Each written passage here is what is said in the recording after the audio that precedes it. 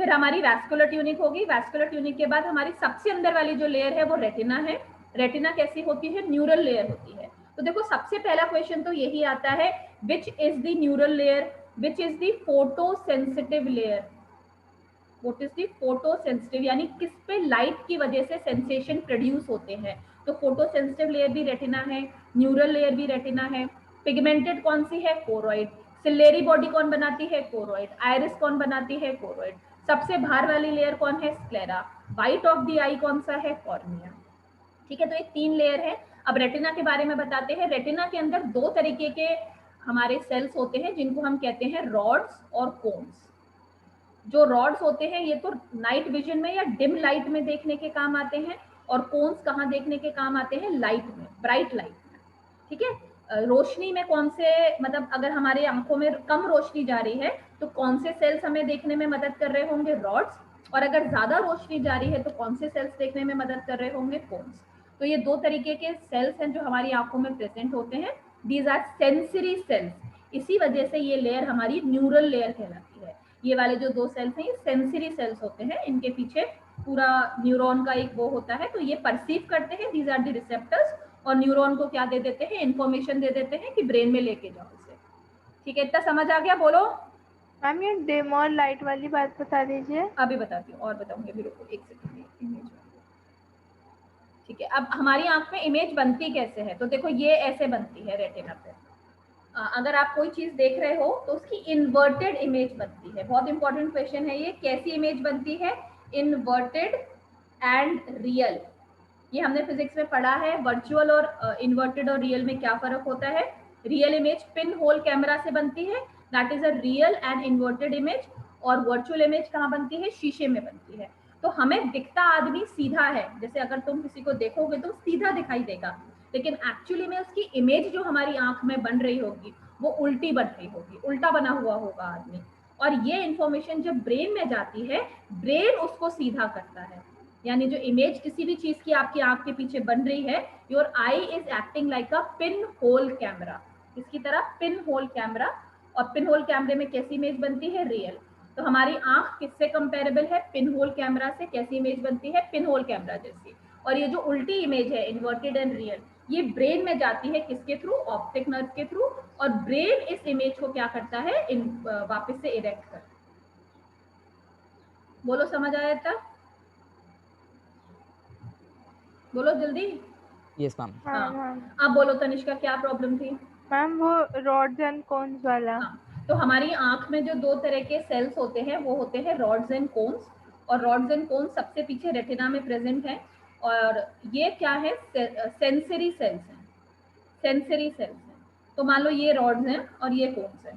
ठीक है, तो मान लो जब कम लाइट पड़ रही है तो बहुत सारे कोन्स होंगे, बहुत सारे रॉड्स होंगे, ऐसे करके यहाँ पे बना देते हैं, ऐसे करके। ठीक है, रेटिना पे। अब जब कम लाइट पड़ रही है तो कौन से एक्साइट होंगे या इम्पल्स किसके अंदर जनरेट होगी? इन वाले सेल्स के अंदर। और जब बहुत तेज लाइट पड़ रही है हमारी आंख में तो किसके अंदर इम्पल्स जनरेट होगी? कोन्स के अंदर। जैसे हम रिसेप्टर्स की बात करते हैं कि अगर दर्द होगा तो अलग रिसेप्टर होंगे, अगर हीट होगी तो उसके अलग रिसेप्टर्स हैं, कोल्ड के अलग रिसेप्टर्स हैं। ठीक है, तो डिम लाइट के रिसेप्टर्स कौन है? डिम लाइट के रिसेप्टर्स हैं रॉड्स। इसी से हमें पता चलता है कि अंधेरा है। और ब्राइट लाइट के कौन से हैं? कोन्स। बोलो, समझ आया? जी। ठीक है, अब एक चीज और रहेगी, मैक्यूलर ल्यूटिया और ये सब। तो ये जो आपकी आई है इसमें बिल्कुल स्ट्रेट अगर हम देखें, बिल्कुल जो पीछे एकदम यहाँ से जाए तो बिल्कुल पीछे, तो इसका आपका लोकेशन भी दे रखी है और एक लोकेशन आती भी है आपकी बुक में। जो लाइन दे रखी है वो मैं पढ़ती हूँ। It lies at the back of the I, almost at the centre on the horizontal axis of the eye ball. तो अगर ये आंख की हम एक हॉरिजॉन्टल एक्सेस बना देंगे, इस हॉरिजॉन्टल एक्सेस के हॉरिजॉन्टल एक्सेस के at the centre of the horizontal axis of the eyeball. तो आईबॉल की जो हॉरिजॉन्टल एक्सेस होगी उससे बिल्कुल बीचों बीच होगी कौन सी? फोबिया सेंट्रलिस या येलो स्पॉट। और बिल्कुल बैक ऑफ द आई, एकदम एंड में, आंख के एकदम एंड में क्या प्रेजेंट होता है? फोबिया सेंट्रलिस या मैक्यूला ल्यूटिया, या इसको हम कह सकते हैं येलो स्पॉट। ये क्या होता है? This is the area of maximum vision. सबसे ज्यादा अच्छी इमेज यहीं पे बनती है। इसीलिए अगर आप किसी भी चीज को सीधा देख रहे हो, देख के देखो, मोबाइल को छोड़ के सामने देखो, किसी चीज पे फोकस करो, तो जिस चीज को आप देख रहे होगे उसकी इमेज तो बिल्कुल क्लियर बनेगी, और उसके आसपास जो चीजें हैं वो थोड़ी ब्लर नजर आ रही होगी। अब अपनी नजर उस जगह से हटा के किसी ऐसी चीज पे लगाओ जो आपको हल्की सी ब्लर दिख रही है, अब वो क्लियर दिखने लगेगी, आसपास की ब्लर दिखेगी। तो इसका मतलब क्या है, जिस चीज को आप बिल्कुल सीधा देखते हो उसकी इमेज कहाँ बन रही है, येलो स्पॉट पे, और वो एरिया ऑफ मैक्सिमम विजन है, इसीलिए वो इमेज इतनी क्लियर है। और आसपास की जो चीजें हैं उसकी इमेज कहाँ बन रही है, उसकी इमेज यहाँ बन रही होगी, यहाँ बन रही होगी, यहाँ बन रही होगी, तो वो इतनी क्लियर नहीं होती है। ठीक है मैम इमेज हमेशा यहीं पे बनती है? नहीं क्यों, अरे बता तो रही हूँ, आसपास की चीजें भी दिख रही है ना तुम्हें, तो इमेज तो पूरी आंख में बनेगी, ठीक है, जहां जहां ये लाइट जा रही है। लेकिन जो इमेज, जिस चीज की इमेज यहाँ बनेगी ना येलो स्पॉट पे, वो आपको सबसे ज्यादा क्लियर नजर आएगी, ठीक है, ब्लर नहीं होगी वो चीज। करके देख लो जो मैं बोला वो कर। हाँ, वो फोकस वाला क्या बेटा? फोन कैमरास में भी तो होता है, जैसे फोकस वगैरह पास हाँ किसी चीज का बिल्कुल, जैसे वो आप, हाँ बिल्कुल सही बात है, बिल्कुल वही चीज है। ठीक है, अब हाँ बस बहुत है, क्या करना है, मैं बस एक पिगमेंट और रह गया उसका, वो और बताती हूँ, वो बाद में बताऊंगी, पहले इतना डाइजेस्ट कर लो।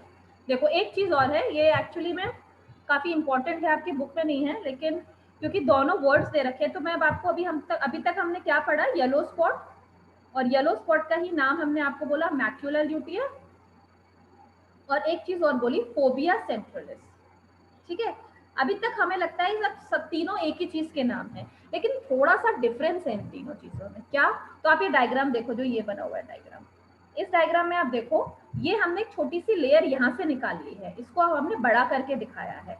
तो ये जो पूरा गड्ढा है, ये जो पूरा गड्ढा है, दिस इज मैक्यूला, ये जो पूरा गड्ढा है इसको हम मैक्यूला ल्यूटिया बोलते हैं, और इसके बिल्कुल बीच वाला जो पॉइंट होता है उसको हम फोबिया सेंट्रलिस बोलते हैं।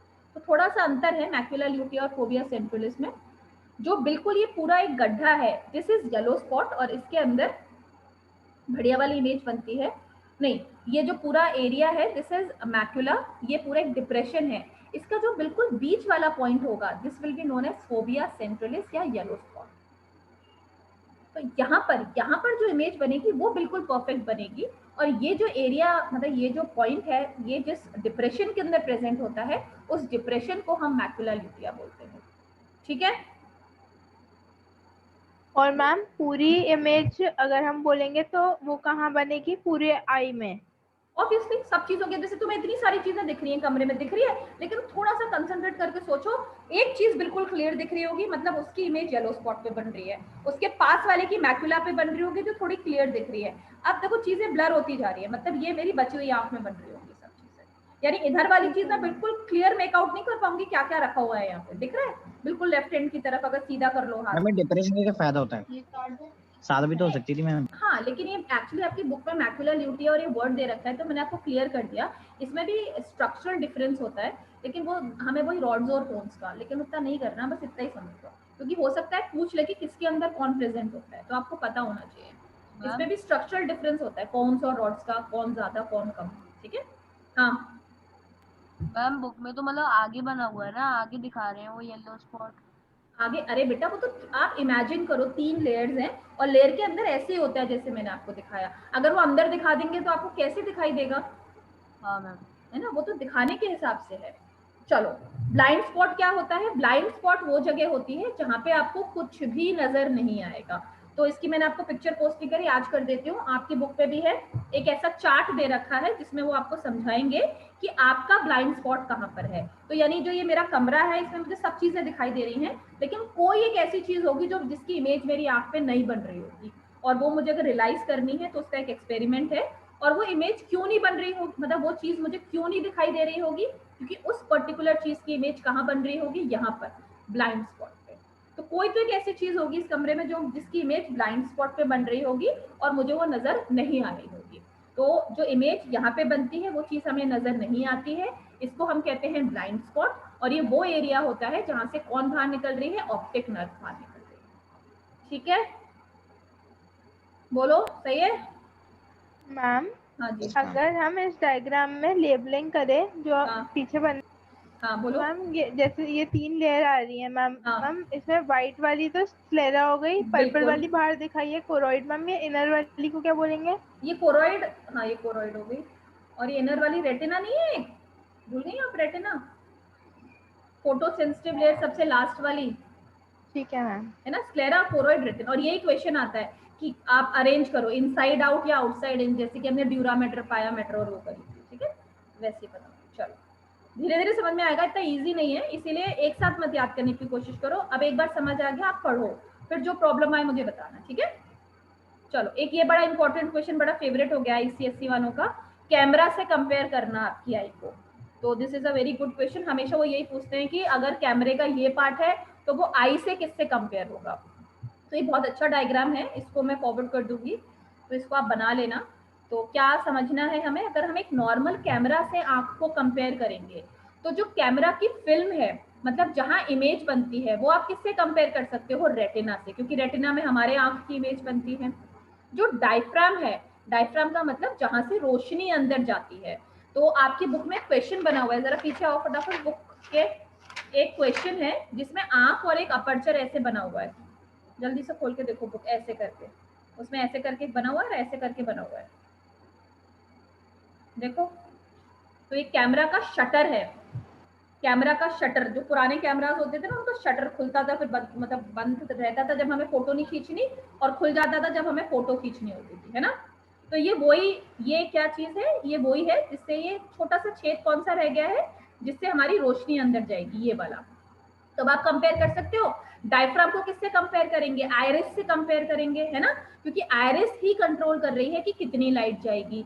और अपर्चर को किससे हम कंपेयर करेंगे, प्यूपिल से, ठीक है। लेंस को किससे करेंगे, लेंस से ही करेंगे। और जो ब्लैक पेंट है, देखो ब्लैक पेंट यानी पिगमेंट, उसको हम किससे कंपेयर करेंगे, कोरोइड से कंपेयर करेंगे।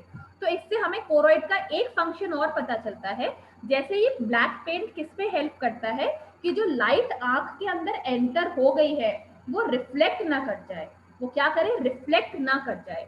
तो कोरोइड किस में हेल्प करता है, it prevents the reflection of the light, यानी जो लाइट आंख के अंदर एंटर कर गई है उसका रिफ्लेक्शन ना हो, ऐसा ना हो यहाँ से टकराए फिर यहाँ आ जाए, तो मल्टीपल इमेजेस बन जाएंगी।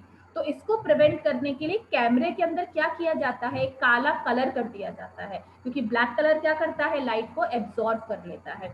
सिमिलरली यहाँ पे कोरोइड भी यही करता है, because it is the pigmented layer, इसके अंदर मिलानिन है, तो it is behaving like the black paint, जो कि क्या करेगा, लाइट को एब्जॉर्ब कर लेगा और रिफ्लेक्शन ऑफ लाइट को प्रिवेंट करेगा। This is a very important function. Ma'am तो कोरोइड के ऊपर तो रेटिना आती है मैम, तो फिर कोरोइड का कहाँ? Retina is just a collection of rods and cones. Retina क्या है, जैसे रॉड्स और कोन्स, उसका एक पूरा असेंबली है जिसको हमने रेटिना बोल दिया है, ठीक है। वो कोई स्ट्रक्चर नहीं है, बीच में कुछ भरा हुआ नहीं है उसके, ठीक है, उसका स्ट्रक्चर की जरूरत नहीं है, वरना मैं तुम्हें वो भी फॉरवर्ड कर दूंगी आज ग्रुप पे, जैसे रॉड्स हैं, फिर कोन्स हैं, फिर रॉड्स हैं, फिर कोन्स, ऐसे करके इनके पीछे के फाइबर्स, ये है बस रेटिना, बस ये है रेटिना, और कुछ नहीं है, ठीक है। तो लाइट तो इनके बीच में से जाएगी ना, तो कोरोइड क्या करेगा, उसका रिफ्लेक्शन रोकेगा। हाँ बोलो मैम ब्लाइंड स्पॉट की लोकेशन क्या है, जहां से ऑप्टिक नर्व बाहर निकलती है, तो आप क्या कह सकते हो, हॉरिजॉन्टल एक्सिस के जस्ट नीचे, जो आपकी हॉरिजॉन्टल एक्सिस है आई के, उसके जस्ट नीचे, ठीक है, येलो स्पॉट के जस्ट नीचे होता है। लोकेशन कोई नहीं पूछेगा, बस ये पूछते हैं कि क्यों होता है ब्लाइंड स्पॉट, क्योंकि वहां से ऑप्टिक नर्व एग्जिट करती है, ठीक है। और बताओ और कुछ रह गया, हाँ एक स्टीरियोस्कोपिक विजन और वो रह गया, वो और समझ लो फटाफट 2 मिनट में। ये समझ में आ गया सबको, डायफ्राम, अपर्चर और लेंस। अगर तुम्हें आइरिस और प्यूपिल समझ में आ गया होंगे तो ये भी समझ में आ गया होगा, ठीक है, सबके आ गया। फिर भी नहीं आए तो मुझे बताना, फिर डिस्कस कर लेंगे। चलो अब बस एक बार डायफ्राम बता दीजिए। हम 1 मिनट बताते, ये खत्म कर लो फिर बताते, रिकॉर्डिंग बंद करके फिर बताऊंगी। चलो क्या बोला, स्टीरियोस्कोपिक विजन, तो ये बहुत इंपॉर्टेंट है, ये भी लास्ट टू लास्ट ईयर आया था ये क्वेश्चन। स्टीरियोस्कोपिक विजन क्या होता है, तो स्टीरियोस्कोपिक विजन होता है जो हम लोगों का विजन होता है, यानी कैसा विजन, जिसमें हम, जैसे आजकल मूवीज आ रही है ना, तो मूवीज में हम पहले मूवीज देखते थे वो हमें 2D नजर आती थी, ठीक है, हमें पता नहीं चलता था डेप्थ क्या है। आजकल मूवीज क्या आ रही है, 3D मूवीज आ रही है। तो 3D vision is actually which vision, stereoscopic. Stereoscopic vision है। तो जिसने भी 3D मूवी देखी है वो समझ सकता है 2D और 3D में क्या फर्क होता है। 3D के अंदर हमें क्या क्या नजर आता है, 3D के अंदर हमें चीज की डेप्थ नजर आती है कि कोई चीज कितना आगे पीछे है, किसी भी चीज की डेप्थ नजर आती है, और क्या नजर आता है, रिलेटिव डिस्टेंस, किसके बीच में कितना रिलेटिव डिस्टेंस है। देखिए किसी ने 3D मूवी? हम मेरे को ये यस पूछना मैम, सबने देखी होगी। The one which we wear with glass कि बोलो बोलो। कि मैम आप नॉर्मल जो 2D भी होती हैं पर इतनी अच्छी क्वालिटी है कि मालूम पड़ ही जाता है। नॉर्मल 2D होती हैं पर इतनी अच्छी क्वालिटी, समझ नहीं आया मुझे क्या कह रहे हो। मेरे को आप ये बताओ बस 3D का मतलब ग्लासेस वाली 3D? हाँ ऑब्वियसली 3D मूवी जो आई थी वो कौन सी आई थी, शाहिद कपूर, अभी जंगल बुक आई थी, और हाँ मैम देखी है। अरे वो दीपिका पादुकोण की कौन सी आई थी, पद्मावत रानी बनी थी जिसमें वो, मैम, पद्मावत। हाँ पद्मावत। पद्मावत एग्जैक्टली, वो थी 3D, और पता नहीं बहुत सारी है 3D। देखिए ना 3D मूवी, तो कभी जब 3D Yes, ma'am. मूवी देख रहे हो और वही 2D या चश्मा उतार के देखो तो क्या डिफरेंस नजर आता है। 3D मूवी में ऐसा लगता है वो बिल्कुल सामने है हमारे, क्यों, क्योंकि हमें कितने मोटे पतले हैं लोग वो भी नजर आता है, प्लस जैसे वो लोग आगे खड़े हैं और पीछे महल का कुछ दिखा रखा है तो वो कितनी दूर है वो हमें क्लियर पता चलता है। तो हमें क्या क्या चीजें एक्स्ट्रा पता चलती है 3D में, डेप्थ और रिलेटिव डिस्टेंस। तो जो हम लोगों का विजन है, यानी जो हायर एनिमल्स हैं उनका जो विजन है that is 2D, sorry 3D, और जो लोअर एनिमल्स होते हैं उनका विजन कैसा होता है, 2D होता है। मतलब वो चीजों की डेप्थ नहीं देख पाते, रिलेटिव डिस्टेंस नहीं देख पाते। तो जैसे जो चिड़िया वगैरह है वो सब ये सब नहीं देख सकते, डेप्थ और रिलेटिव डिस्टेंस, यानी उन्हें ये पता नहीं चलेगा दो चीजों के बीच में एक्चुअल डिस्टेंस कितना है। उन्हें दो चीजें सेम नजर आएंगी कि ये एक ही दूरी पे है शायद। इस वजह से नेचर ने उनको अलग चीजें दी है, जैसे स्मेल की ताकत दी है और इको करके पता करने की ताकत दी है, वो एक अलग चीजें हैं। हमको क्या दिया है, स्टीरियोस्कोपिक विजन, यानी हम चीजों में रिलेटिव डिस्टेंस पता कर सकते हैं कि कौन आगे है कौन पीछे है। ठीक है। मैम अगर हमारे पास ही 3D विजन है तो फिर हमें 3D मूवी देखने की क्या जरूरत? बेटा 3D मूवी देखने की क्या जरूरत है, तो 3D मूवी आप ही बल्कि बोलो आपके पास 3D विजन है इसलिए आप 3D मूवी देख पा रहे हो। 3D को उन्होंने दिखाने का जो तरीका आपको दिया, अगर यही मैं किसी जानवर को दे दूं तो वो 3D मूवी नहीं देख पाएगा उसी चश्मे से भी, क्योंकि आपकी आंख के अंदर ये पावर है कि वो 3D इमेज बना सकती है, इसीलिए आप 3D मूवी देख पा रहे हो। वरना मैं कितना भी कुछ कर दूं, अगर आपकी आंख के पास पावर नहीं होगी तो आप हमेशा 2D में ही देखोगे। ठीक है। जैसे वही बात होगी, हमारे पास कलर्ड विजन है तो ब्लैक एंड व्हाइट पिक्चर ही देखो, कलर्ड देखने की क्या जरूरत है, जरूरत है कि नहीं।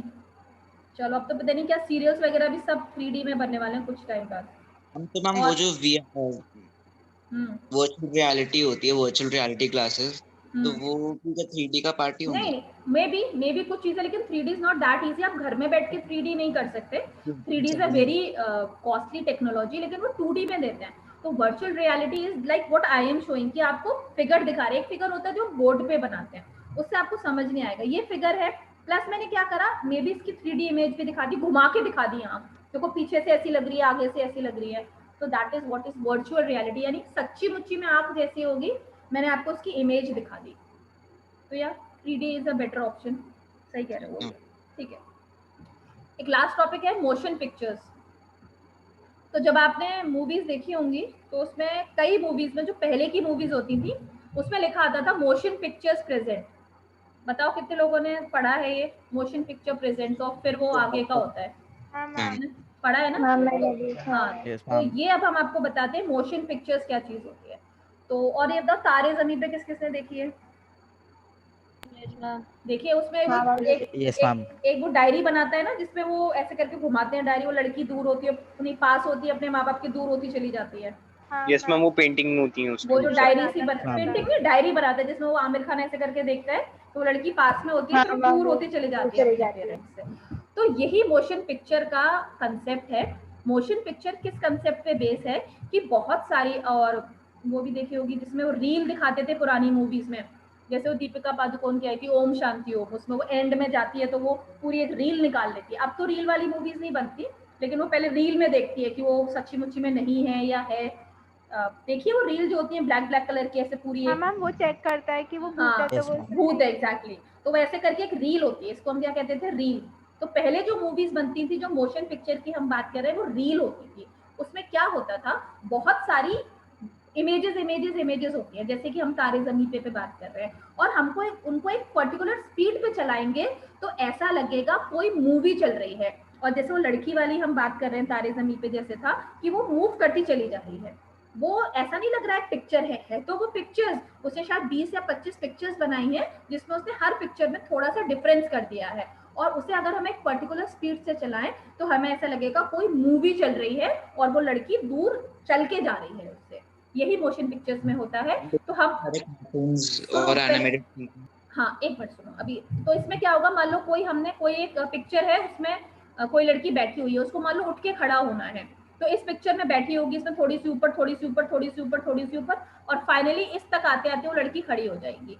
तो इन सारी रील्स को अगर हम एक पर्टिकुलर स्पीड पे चलाएं तो हमें ऐसा लगेगा कि लड़की उठ के सीधी खड़ी हुई है, ऐसा लगेगा कोई हमने रिकॉर्डिंग करी है वीडियो वाली।